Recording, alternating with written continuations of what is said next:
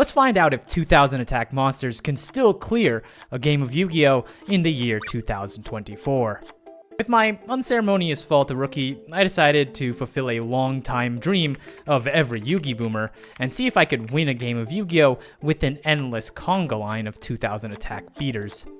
I loaded up the game and began to formulate my winning strategy, only using 2000 attack vanilla monsters to fill all 40 card slots.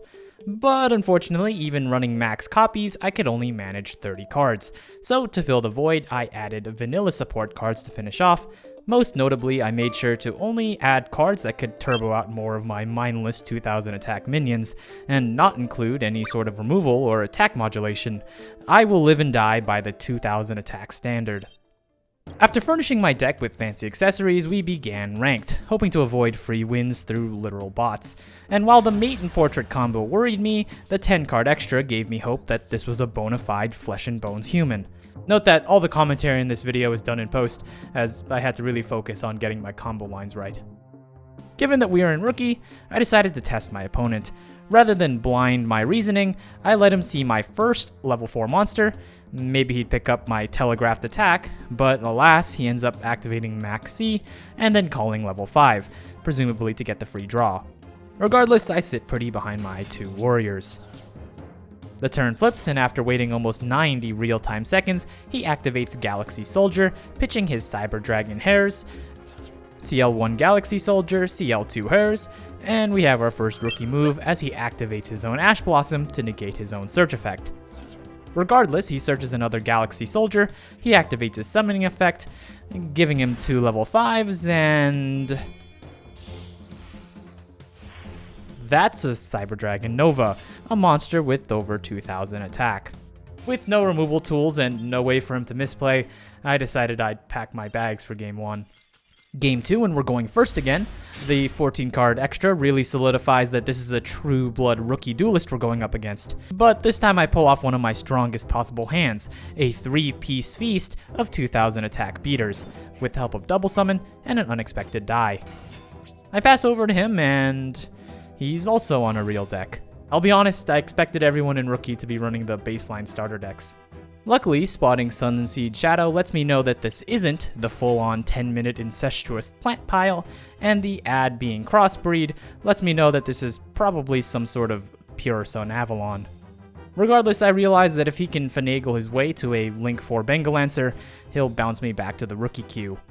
But an even more sinister problem awaits. In the end, he passes on Link 3 Tree, which up to 3 times a turn can heal any damage he takes and summon a Sunvine monster. Also, I can't attack the tree. Here, I'm put into a nearly unwinnable situation. If I attack his big tree, he can summon Sunvine Thrasher, who will be able to wall me off with an attack higher than my strongest soldier, and if I pass, he can revive a Sunseed with his continuous spell and do the exact same thing. So I attack, with my only real hope of being that he left his Sunvine Thrashers at home, and so game 3 starts, and immediately I see a 5 card extra. At first I worried about running into bots, but I also recognize that if I'm going to win a single game here, it has to be against either a bot or someone running the day 1 starter decks, both of whom would have 5 card extras, so we're looking good. After all, lose here and we're staring down the barrel of an X3 drop. My opponent goes first and summons Blade Knight, sets 1 card, and passes.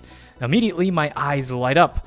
Blade Knight is a certified structure deck classic, so this might be my chance. I spring my soldiers to action, summoning an Alexandrite Dragon Duo, and clearing his board. He trades 1 for 1 with the help of Smashing Ground, and ends up with a T-set pass. I keep the pressure and clear his set, and get a clean 2000 hit in. He responds with an unexpected die, which shoots up my anxiety, because that normal monster can be used to tribute summon anything that will clear my 2000 attack standard, or go into his extra deck and do the same. Luckily, he ends up summoning Bayoneater, the Baneful Barrel, who, despite his incredible name, can only help clear 1 of my monsters with his attack reducing effect. However, he flips up Skill Successor to boost his other monster to fully clear my board. Additionally, Skill Successor's Graveyard effect represents another attack boost, allowing it to trade for 2 of my 2000 attack monsters. On my turn, I summon another and destroy his pitiful insect, rather than forcing the skill successor.